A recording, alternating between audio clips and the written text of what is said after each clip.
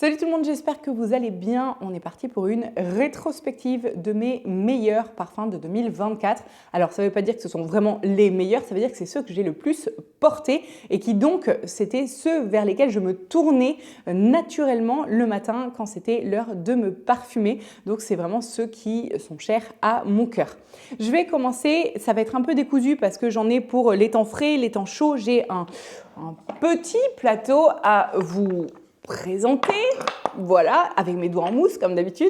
Et je vais commencer par deux de la marque Scent of Wood. Je vous en avais succinctement parlé dans ma vidéo d'octobre où j'étais revenue de Jovois à Paris et où j'avais j'étais tombée sous le charme de cette marque-là.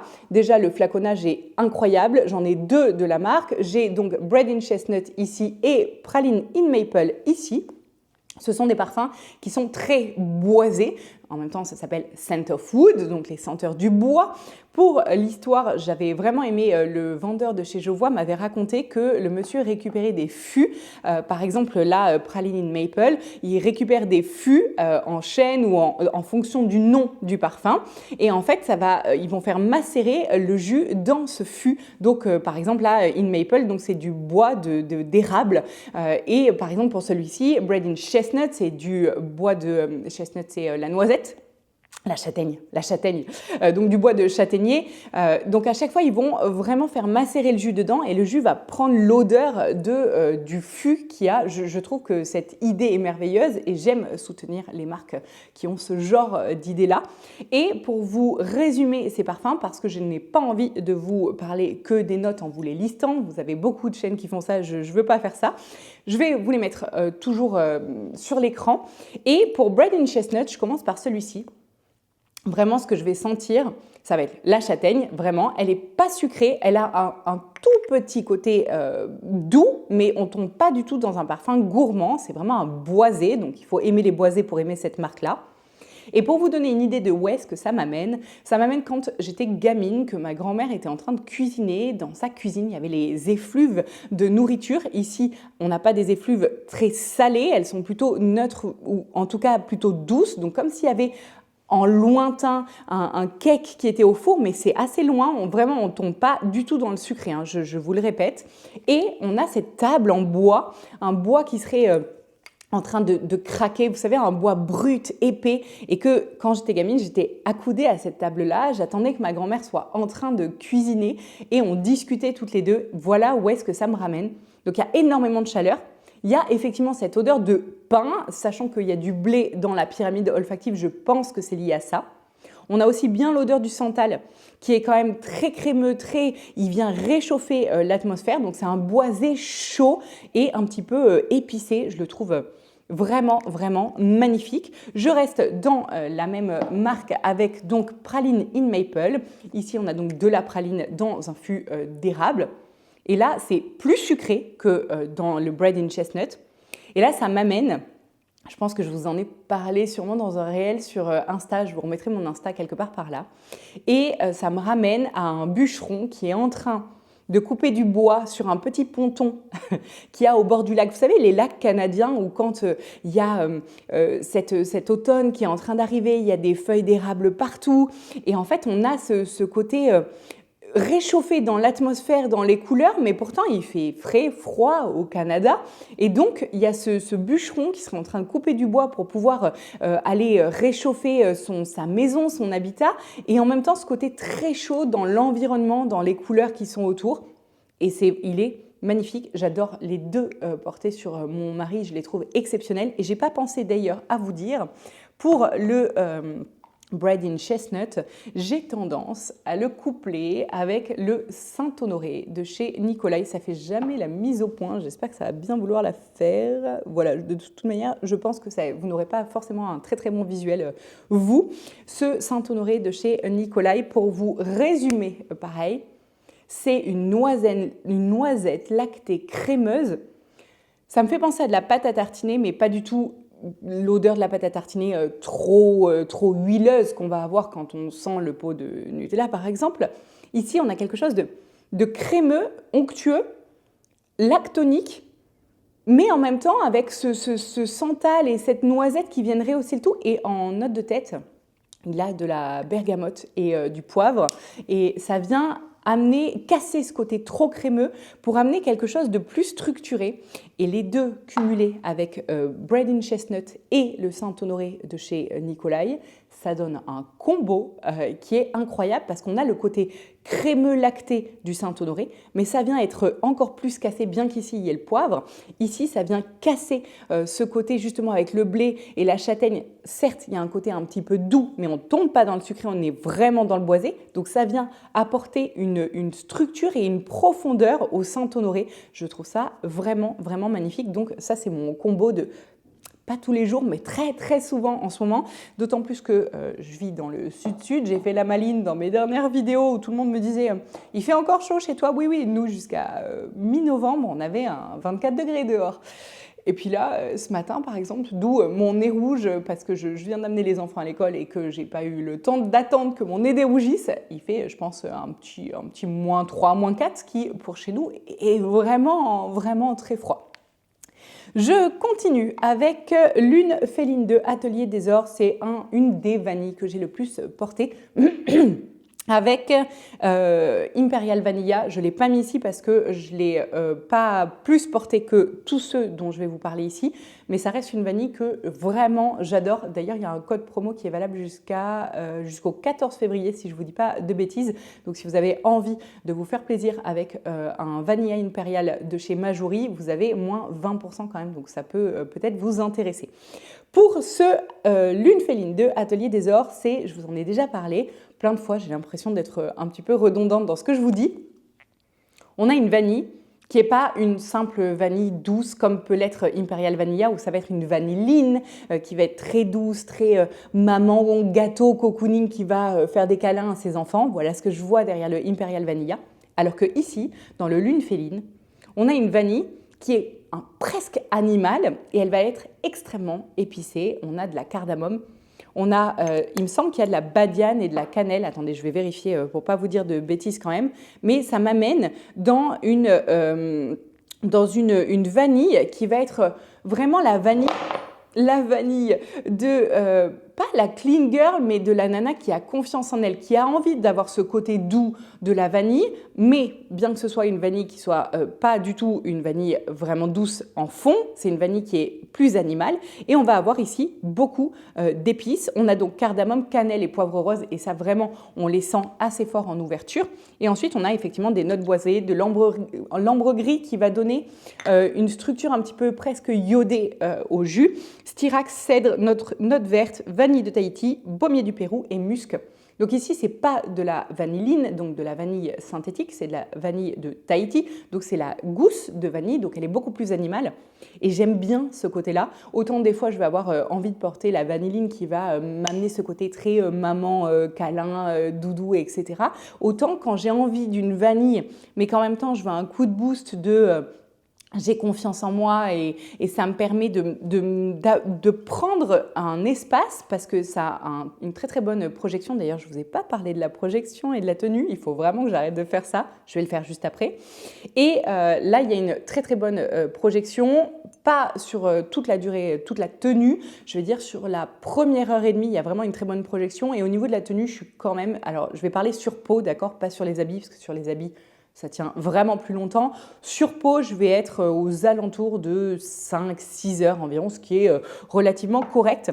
Pour les Scent of Wood, dont je vous parlais tout à l'heure, donc Bread in Chestnut et Praline in Maple, on n'a pas une tenue exceptionnelle. C'est un parfum qui va rapidement devenir un parfum de peau, où on va plus se sentir soi si on en a mis sur les habits, mais ça ne va pas avoir une projection qui est hyper forte. Et la tenue, pareil, elle ne va pas être exceptionnelle, je dirais, 3-4 heures. Mais sur moi, parce que sur mon mari, ça tient plus longtemps. Le Praline in Maple tient plus longtemps que le Bread in Chestnut. Et je veux dire que ça tient un petit 5-6 heures pareil, donc ce qui reste correct. Mais la projection n'est pas exceptionnelle. Et pour le Saint-Honoré de chez Nicolai, alors là, gros bémol sur ça, mais pourtant il est exceptionnel ce parfum et c'est pour ça que je le porte beaucoup, mais je ne suis pas sûre, une fois que j'aurai fini c'est un 15 millilitres, je crois, si je ne vous dis pas de bêtises. Oui, c'est un 15 millilitres. Une fois que je l'aurai fini, je ne suis pas sûre de le racheter parce que justement, il n'a pas une tenue exceptionnelle. Quand je le mets le matin, il faut savoir, je le mets vers sûrement 8 heures, quelque chose comme ça. À 11 heures, je ne sens plus rien du tout, que ce soit sur peau ou sur habit. Donc vraiment, il a une tenue qui est vraiment pas bonne, mais bon, il a une odeur qui est exceptionnelle. Alors c'est difficile de se décider, mais pour ma part, je choisis quand même d'investir dans des parfums qui ont une très bonne tenue. Donc je ne pense pas qu'ils rejoignent mes étagères en full size par la suite. Après avoir porté le 10 ml, j'ai été vraiment ravie de le porter. Je l'adore, mais petit bémol pour ça. Je continue sans surprise sur le Guidance de chez Amouage. C'est un de ceux que j'ai le plus porté. Je ne pense pas que vous verrez au travers. En plus, vous avez la lumière en face, donc vraiment, je ne pense pas que vous verrez. C'est un parfum qui a, pareil, de la poire, de la noisette. Il est lacté, il est crémeux. Il a une qualité d'ingrédients qui est exceptionnelle. Je trouve qu'il porte extrêmement bien son nom. Il s'appelle Guidance, donc guidance. Et pour l'anecdote, je vous en ai déjà parlé, mais Amouage, c'est la marque des rois. Ça a été fait par un roi omanais pour le peuple, enfin pour les gens de la cour. Donc il a créé cette marque pour justement les rois. Et je trouve ça, ça porte bien son nom. Il y a cette structure royale dans le parfum. Enfin, c'est une marque que j'aime vraiment énormément. J'en ai plusieurs de la marque. Celui-ci est vraiment celui que je porte le plus. Et c'est un parfum qui va vraiment vous amener, pour moi, je vous parle toujours de ce que je ressens moi, ça m'amène dans une confiance en moi, une structure justement. Et je trouve qu'il porte bien son nom parce que Guidance, quand je le porte, je sens que je suis au bon endroit, au bon moment, la bonne personne, que en fait je suis exactement ce que je dois être au moment où je dois l'être. Et c'est le parfum des jours où j'ai besoin, pareil, d'un coup de boost et de me sentir en confiance et accompagnée par la vie, en fait. Je ne sais pas comment le dire autrement. Contrairement à Lune Féline, où ça va être pour les jours où j'ai besoin d'un coup de boost de confiance en moi, ce qui va être le cas aussi de Oud Nude, dont je vais vous parler tout à l'heure. C'est vraiment pour la confiance en moi, alors que là, Guidance, ça va être vraiment pour j'ai besoin d'être accompagnée de Dieu, en fait. Je le vois comme ça. Pour Oud Nude, du coup, je viens sur celui-ci. Oud Nude, c'est il y a de la framboise à l'intérieur du oud. Je vous en ai déjà parlé aussi, c'est le parfum qui m'a fait aimer le oud parce que auparavant j'avais vraiment du mal avec cette note où je trouvais que c'était un bois qui était très très dur, très sec, très radical. Ça se dit pas d'un bois, mais je vais employer des mots pour que vous puissiez saisir ce qu'il y a dedans. Et là, on a une framboise douce avec, il y a en fond ce oud et ça vient m'amener justement ce coup de boost de confiance en moi et en même temps cette douceur du fruité. Il est magnifique. En même temps, tous les parfums de l'art et la matière de chez Guerlain. J'ai aussi Neroli Outre Noir et j'ai senti Vanilla Planifolia, qui est magnifique, mais alors le prix, là pour le coup, c'est un non. Autant pour Guidance, je vous disais, quand je l'avais senti, je vous disais, ouais, je sais pas, je vais peut-être craquer, etc. Et puis j'ai craqué, parce que j'ai pu l'avoir à beaucoup moins cher sur certains sites, dont Beauty Now. Je pense que vous avez le lien en barre d'infos. Et j'ai du coup craqué, alors que là, le Vanilla Planifolia, je crois qu'il est à 500 €. Pour moi, c'est un non. Alors ça sent extrêmement bon, c'est une vanille qui est magnifique, mais non. Non, c'est vraiment, même si je pouvais me le payer, ça ne serait pas possible parce que ça sort de mon contexte ça ne mérite pas ce prix-là. Je le trouve merveilleux, vraiment, mais ça ne vaut pas ce prix-là. Je fais mes parfums, je sais combien ça vaut, je sais combien valent les ingrédients, etc. Les marques se font des marges de folie dessus et là 500 €, c'est juste pas possible. Mais dans la marque de l'art et la matière, vous en avez plein. Vous avez Cuir Beluga qui est un cuir si vous avez du mal à pencher vers le cuir parce que vous trouvez que ça sent trop le cuir de voiture ou de sac à main. Le Cuir Beluga, il est doux, il est crémeux, il est magnifique. Il y a épices volées, je crois.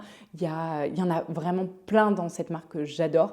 Pour autant, je ne suis pas passée à l'achat sur toutes parce que ce n'est pas des coups de cœur comme Oud Nude par exemple, où c'est vraiment, je vous dis, il sort de l'ordinaire. C'est un parfum qui va vous permettre d'avoir vraiment cette structure, cette confiance en vous, tout en ayant le côté fruité qui va amener un côté enfantin. C'est magnifique. Vous aurez de toute manière les notes à l'écran, comme d'habitude, mais c'est un des parfums que j'ai le plus porté en 2024 et que vous m'avez aussi le plus demandé en décante et j'ai arrêté de le proposer en décante parce que mon petit ego avait envie de garder le reste pour moi. Et pour mon mari qui le met aussi. Et là, pour Oud Nude, la tenue est exceptionnelle. Je ne vous l'ai pas dit pour Guidance aussi, la tenue est exceptionnelle quand je me spray le matin. Le lendemain soir, je sens encore sur ma peau. Donc vraiment, Guidance, c'est incroyable. Et le Oud Nude, c'est pareil, il y a une tenue qui est extrêmement bonne, encore meilleure sur les habits. Sur les habits, vous avez des tenues de plusieurs jours. J'ai d'ailleurs en hiver des problématiques avec mes pulls parce que quand je me spray, ça va sur mes pulls et du coup, quand je veux remettre le même pull le lendemain ou 2 jours après et que je ne l'ai pas lavé parce que je l'ai porté qu'une journée, je suis embêtée, je suis obligée de remettre le même parfum parce que ça sent encore. Donc vraiment, ça a une très très bonne tenue et très bonne projection pour les deux, pour Guidance et pour Oud Nude.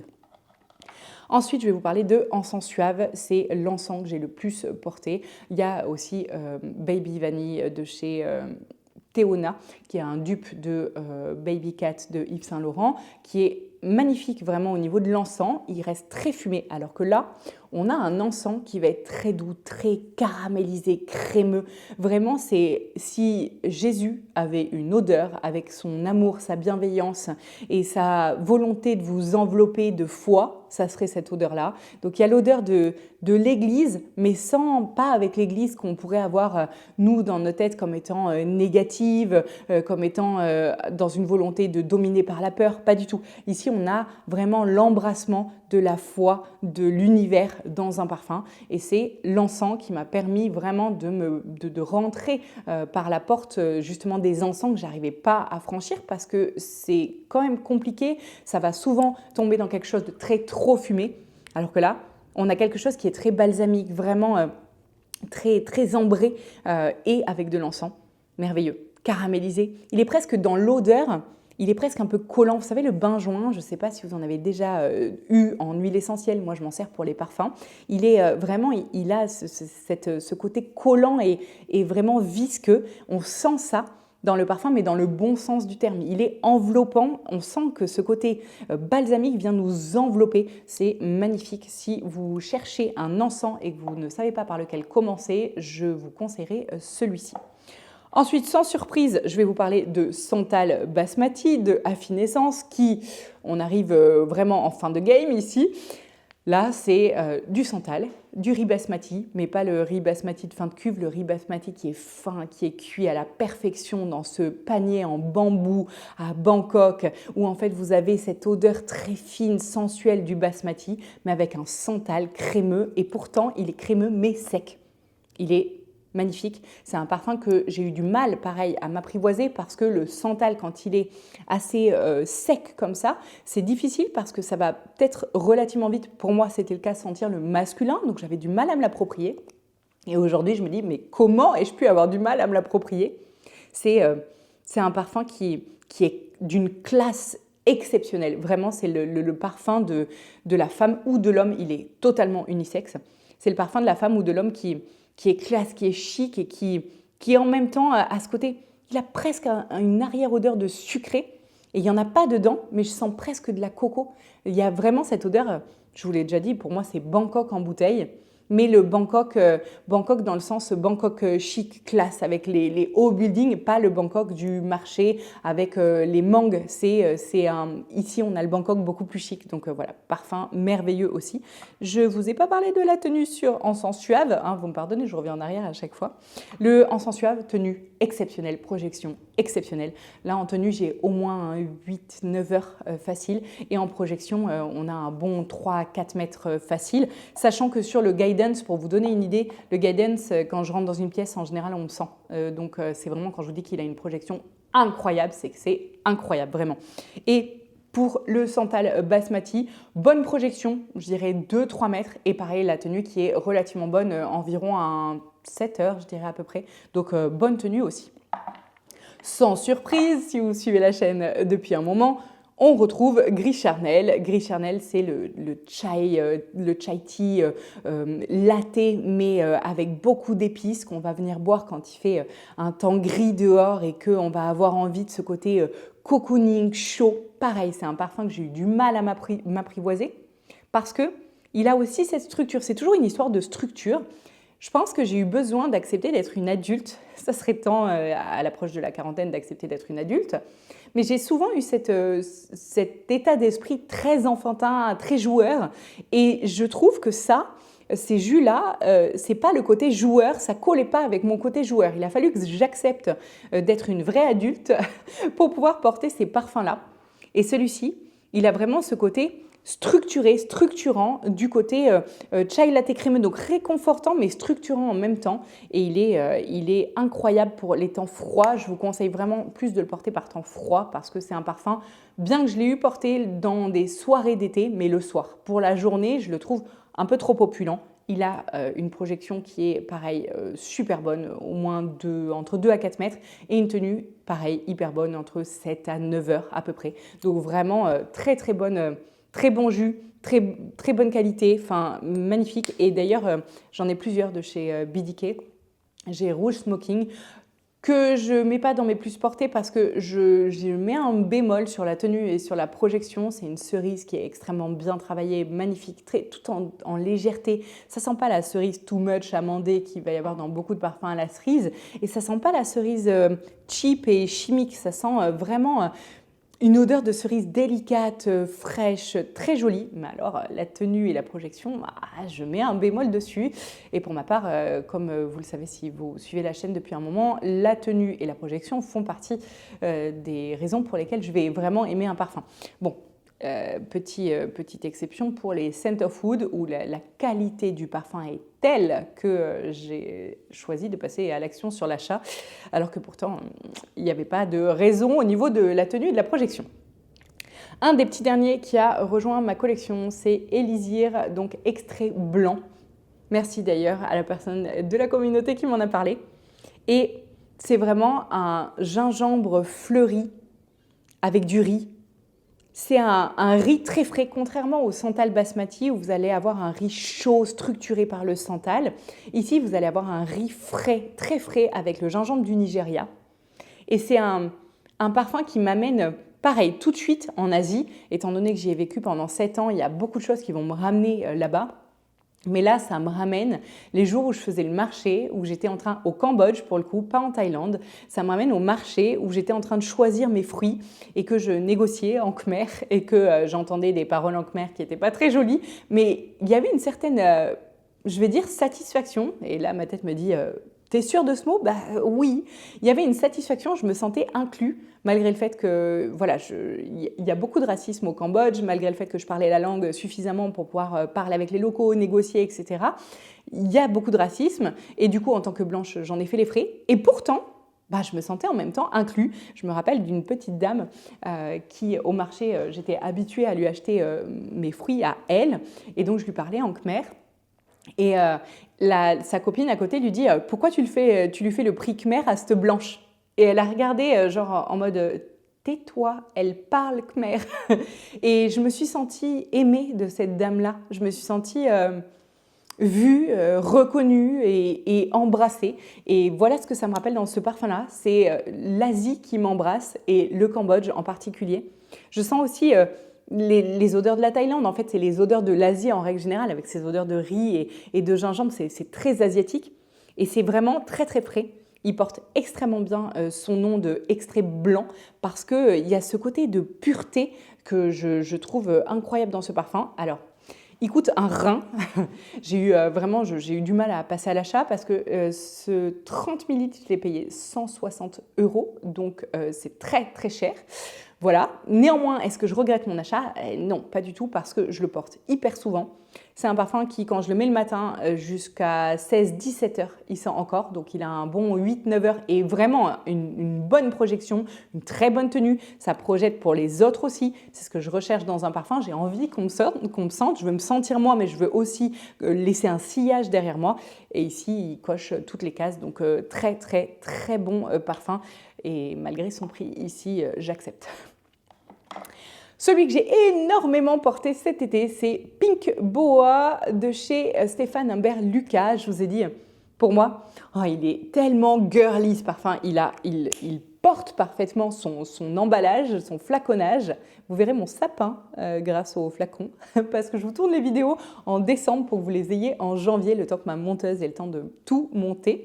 Ce parfum, c'est l'odeur d'un enfant qui a des framboises et du cassis dans la main dans l'autre. Il a 5 framboises, il est en train de les manger comme ça et en même temps, il se goinfre de cassis. Voilà ce parfum-là. Il est très fruité, fruits rouges et il est léger, il est aérien, il est plein de jeux, de pétillements, de joie. C'est un parfum que j'ai énormément porté cet été, vraiment énormément. Et je l'ai souvent couplé. Est-ce que je vous l'ai mis dedans? Oui, parce que je l'ai aussi énormément porté. Je l'ai beaucoup porté avec Ingenious Ginger de chez Goldfield Banks. Vous voyez que c'est quand même des jus que, enfin, je veux dire, j'en ai une 60-70. Donc, pour les porter autant que ça, alors oui, des fois je les décante, mais ce n'est pas majorité du temps. Donc, voilà, je l'ai beaucoup, beaucoup porté. Ici, ça sent une citronnade hyper fraîche. Alors là, je vous parle de ça alors qu'on est en plein mois de décembre et qu'on n'a pas vraiment envie de quelque chose pour se rafraîchir. Mais rien que d'en parler, je suis en train de me donner envie quand même. Une citronnade fraîche avec des glaçons dedans, du citron que nous, on aurait pressé, un vrai citron bien pulpeux avec des tranches de gingembre qui seraient en train d'infuser dans cette citronnade. Il est très pétillant comme parfum et vraiment extrêmement frais. Tenue très très bonne pour un parfum de ce genre-là. Je dirais qu'il a un bon 5 heures quand même. Et au niveau de la projection, bon, ça reste un parfum très frais, donc il n'a pas une projection qui est exceptionnelle. Mais celui-ci a une très bonne projection. Et quand je couplais les deux, donc Pink Boa et Ingenious Ginger, j'avais l'impression d'être dans un cocktail de fraîcheur. Je suis en train de me donner envie de les porter en plein mois de décembre, tellement je me dis oh, c'était trop bien, j'adorais les porter ensemble, vraiment merveilleux. Et ces deux-là sont des parfums hyper qualitatifs. Je trouve que vraiment on sent la qualité des ingrédients. Donc je vous les recommande aussi, mais quand même plus pour l'été que pour l'hiver. Et sur les deux avec lesquels je vais finir, c'est aussi des parfums plutôt d'été. En tout cas, moi, je les ai portés plutôt en été. Il va y avoir le Acné Studio de Frédéric Malle. Celui-ci, je vous en ai souvent parlé comme étant un adoucissant de lessive. Je l'adore. Ou en fait, au début, pareil, j'ai eu du mal, j'arrivais pas, je suis allée au magasin le sentir 1 fois, 2 fois, 3 fois, 15 fois. Et puis, je me disais à chaque fois au flacon, il sent l'adoucissant, je l'aime pas. Et un jour, je l'ai essayé sur peau en me disant, vas-y, passe le cap de tu l'aimes pas au flacon, va le tester sur peau. Et sur peau, il a des aldéhydes, de la pêche, il est vraiment incroyable, il a une multitude de facettes.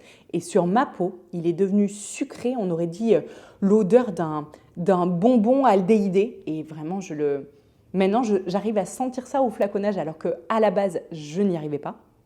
Et je le trouve, il me ramène dans un cocon d'enfance avec ma mère qui faisait la lessive. Et en fait, je me sens hyper protégée, en sécurité. Je sens que mon parent est là pour veiller sur moi. Donc, il est réconfortant. C'est un parfum que j'ai énormément porté les jours où il faisait hyper chaud. Parce que chez nous, autant là, on a moins 3, 4, je ne sais pas, ce matin. Autant en plein été, il y a des fois où on a un 39, 40, 41 à l'ombre.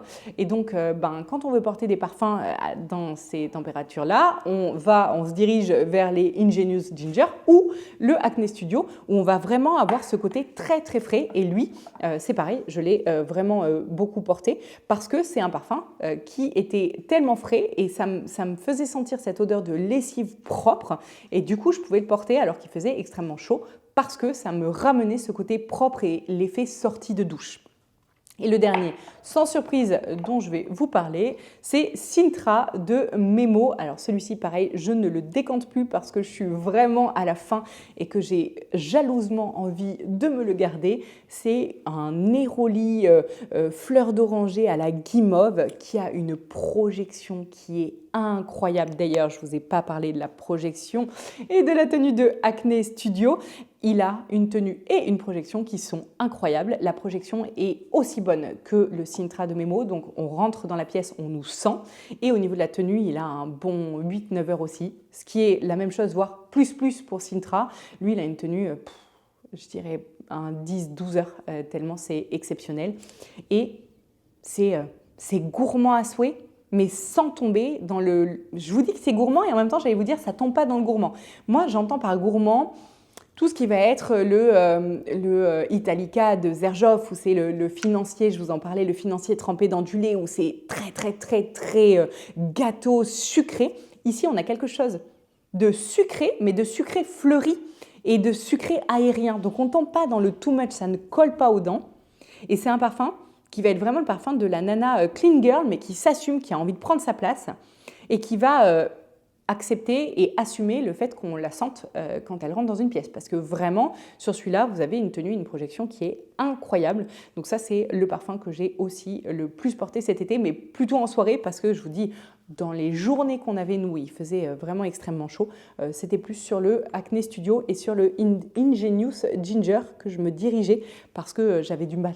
J'avais du mal à porter des parfums qui étaient trop opulents et trop présents. En fait, quand on a vraiment une chaleur étouffante et écrasante, c'est difficile de mettre des parfums qui prennent de l'espace en fait. Donc les autres tiennent très bien, mais ils prennent pas ils n'ont pas autant de densité que peut avoir Sintra de Memo, où là il y a une densité importante, il y a un côté très cocooning, et c'est pas ce que j'avais envie de sentir quand il faisait très très chaud, mais pour les soirées d'été, il était merveilleux.